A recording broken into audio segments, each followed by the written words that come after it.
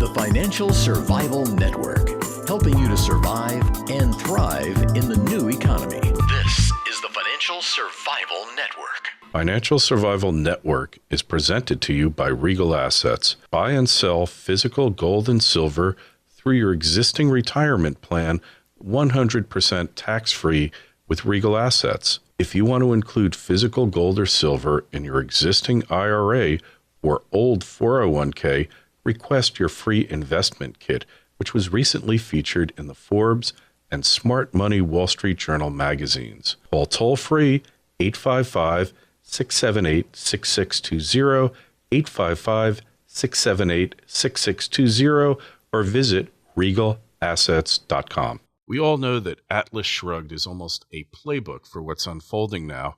More and more of you are going Galt.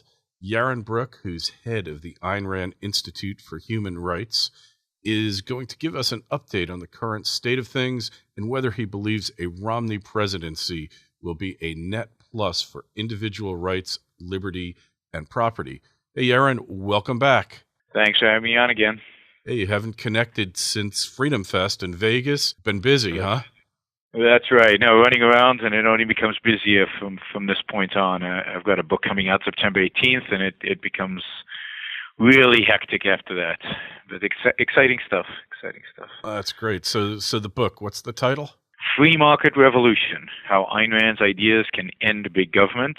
Comes out September 18th. You can already pre-order it in hardback, in ebook, audiobook. It's all available on Amazon or on my blog. So, go out, get a copy, help me get this book on some of the bestseller lists. That would be great. Yes, it would. And who would think that the concept of free markets would be considered revolutionary? A revolutionary concept in America, the country that pioneered them and showed the power and their ability to lift people up out of poverty and to lift the human race to new heights. Why should that be a revolution here? Well, it shouldn't. You're absolutely right. This country was founded on a revolution, and part of that revolution was the concept of individual rights, which make free markets possible. And indeed, for the first 100, 120, 130 years of this country, we had as close as anybody's ever had in the world, a free market. And we saw a small, little, relatively insignificant colony of Great Britain turn into the wealthiest, most powerful, industrially and militarily most powerful nation in the history of mankind. We saw standard of living go through the roof. We saw real incomes go through the roof. We saw massive immigration into this country. So free markets work. And one of the arguments that we're going to make in the book, or we've made in the book, is that, one, we don't have a free market in the United States. And I know you know that, and I know that, but so many Americans still think we have free markets. That's why they could argue that this financial crisis that just happened was caused by free markets. You can think whatever you want to think about the financial crisis, but you can't blame it on free markets because they haven't existed in this country for about 100 years, over 100 years. So we want to make the case that we don't live in a free market today.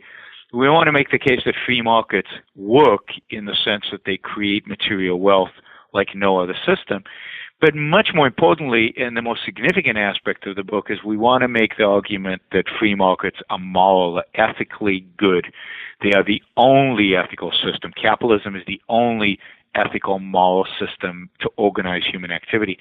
And that is the argument that those of us who believe in free markets need to win if we're really going to change course. So, I think people are going to enjoy the book. It's written very much for kind of a general public. I'm hoping this goes far beyond kind of the regular readers, the converted, right? The people who typically buy these books, all the people who already agree with it. I'm really hoping that a lot of people will be challenged by the book, will find that it changes their minds and that it really has an impact on the debate the country's going through as we approach the election. And then I think a debate that will intensify after the election, because whoever wins, we're going to be disappointed. Yeah, well, whoever wins, the American public is the big loser, right? Yes. No, that's right. I think the bigger loser if Obama wins. I think this president is unique in how bad he is. unique in his philosophy. I think this is the most anti-American president in American history from a philosophical perspective. I think this is the first president who is an egalitarian, who believes in equality for equality's sake. Is not motivated by any kind of vision of well-being, vision of improving life or improving this country, but really about a vision of equality, even if it destroys everybody. And destruction is a big part of, I think, the motivating factor for much of kind of the more radical left, which I think Obama is a part of. On the other hand, Mitt Romney, I think, would slow down the deterioration. Philosophically, he's, I hate to say this, better than Obama, but he's not good. That is, I think that if we get Mitt Romney, we're all going to be disappointed, even though expectations are pretty low to begin with, because he's an empty suit. There's just nothing there in terms of ideology, in terms of ideas, in terms of vision. The best we can hope for is that the better elements within the Republican Party will have a significant influence on him to move him in the right direction. But I don't expect dramatic, significant action on the part of a Romney administration. I hope I'm wrong. I very much hope I'm wrong. What I hope he'll do is slow things down so that we can continue the process of educating Americans about what's needed in order to reverse direction, in order to bring about a free market revolution in this country. Yeah, and boy, do we ever need one, because so many people, I was just talking with Joel Stern, somebody you know, and why would anybody at this point want to add another worker unless they absolutely had to? They just wouldn't do it because they don't know what type of return on their investment, if any, they're going to be allowed to get because of the uncertainty of Obamacare and all sorts of other regulations that are just insane, and they're driving people, to go galt, to just throw up their arms and say, you know what, I've got enough money to live my life out, and I'm going to do it, and goodbye, and you'll be somebody else's problem. I mean, these government bureaucracies are they don't just destroy companies, they destroy the economy, and they destroy people's lives, and I don't think enough people know this. Sure, and let's not dichotomize between companies and people's lives. I mean, companies are just collections of individuals. So there is no such thing as a company. If you destroy a company, you are by definition destroying lives. The employees, the shareholders, the suppliers, all the customers, all the people who interact, whose lives are destroyed. And unfortunately, the policies of this administration, but the policies of the Bush administration, the policies of the United States over the last 50 years, even 100 years, anti-individual, anti-business, anti-success. And Obama is just a culmination of a trend, and it's going to take a lot to reverse this. So yeah, we could probably create, get rid of some of the uncertainty, but it's not uncertainty that's killing us. It's actually the opposite. I would say it's certainty. It's certainty that things are getting worse. It's certainty that the government is getting bigger. It's certainty that we're over-regulating.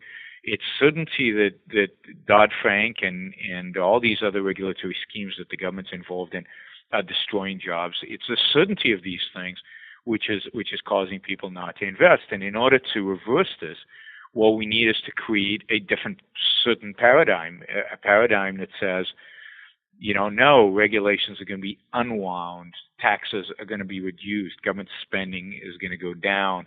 We are going to free up the American people, to invest and to prosper and to be entrepreneurs and to do the things that they want to do in order to pursue their values. We're not going to interfere. We're not going to tell them what values they should or shouldn't pursue. We're just, as a government, we're going to stay out of this.